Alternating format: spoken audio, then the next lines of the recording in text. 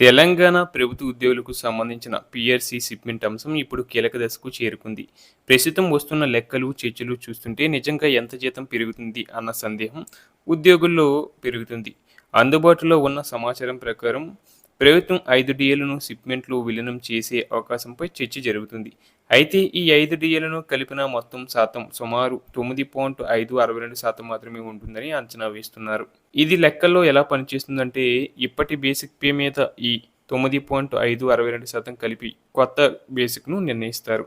ఉదాహరణకు ఒక ఉద్యోగి బేసిక్ పే 30,000 రూపాయలు ఉందనుకుంటే ఈ విలీనంతో అది సుమారు 32,800 నుంచి 32,900 రూపాయల మధ్యకు పెరుగుతుంది.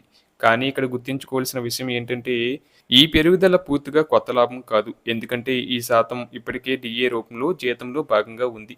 ఇప్పుడు దాన్ని బేసిక్‌లో విలీనం చేయడం వల్ల కేవలం లెక్కల్లో మార్పు మాత్రమే కనిపిస్తుంది. అసలు లాభం షిప్మెంట్ శాతంపై ఆధారపడి ఉంటుంది. ఉద్యోగులు కనీసం 20% లేదా అంతకంటే ఎక్కువ షిప్మెంట్ ఆశిస్తున్నప్పటికీ ముందుగా ఈ డీఏలను విలీనం చేస్తే ప్రభుత్వం ఇచ్చే షిప్మెంట్ శాతం తగ్గే అవకాశం ఉందని ప్రస్తుత లెక్కలు సూచిస్తున్నాయి.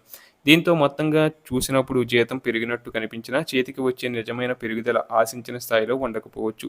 ఇక మరో ముఖ్యమైన అంశం కేంద్ర ప్రభుత్వం అయితే ఎప్పటికప్పుడు డీఏలను ప్రకటిస్తూ ఉద్యోగుల జీతాలను సమయానికి అప్డేట్ చేస్తుంది. కానీ రాష్ట్ర స్థాయిలో డీఏలు ఆలస్యంగా ప్రకటించడం, వాటిని పెండింగ్లో ఉంచడం, తర్వాత ఒకేసారి విలీనం చేయడం వంటి పరిస్థితులు ఏర్పడుతున్నాయి. ఈ విధానం వల్లే పీఆర్సీ ప్రక్రియ ఆలస్యం కావడం మాత్రమే కాకుండా ఉద్యోగులకు రావాల్సిన లాభాలు కూడా తగ్గే అవకాశం ఉందని భావిస్తున్నారు. ఈ నేపథ్యంలో ఉద్యోగుల్లో ఆందోళన పెరుగుతుంది. ముఖ్యంగా ఒకేసారి ఈ డీఏలను విలీనం చేయడం వల్ల షిప్మెంట్ శాతం తగ్గి మొత్తం మీద తీవ్రంగా నష్టపోయే పరిస్థితి రావచ్చని ఉద్యోగ సంఘాలు అభిప్రాయం వ్యక్తం చేస్తున్నాయి. అందుకే వారు ప్రభుత్వం పాత పద్ధతిని కొనసాగించాలని, అంటే డీఏలను విడివిడిగా విడుదల చేస్తూ వాటిని నేరుగా ఉంచి కొత్త పీఆర్సీని ప్రకటించాలని కోరుచున్నారు. మొత్తానికి ఉద్యోగులు ఆశలు, లెక్కలు ఒకవైపు ఉంటే ప్రభుత్వం తీసుకునే తుది నిర్ణయం మరోవైపు ఉంటుంది. అయితే ప్రస్తుతం ఉన్న పరిస్థితులను బట్టి చూస్తే 5 డీఏలు విలీనం ఉద్యోగులకు పూర్తి స్థాయిలో లాభం కంటే నష్టమే ఎక్కువగా ఉండే అవకాశం ఉందని ఉద్యోగ సంఘాలు స్పష్టం చేస్తున్నాయి.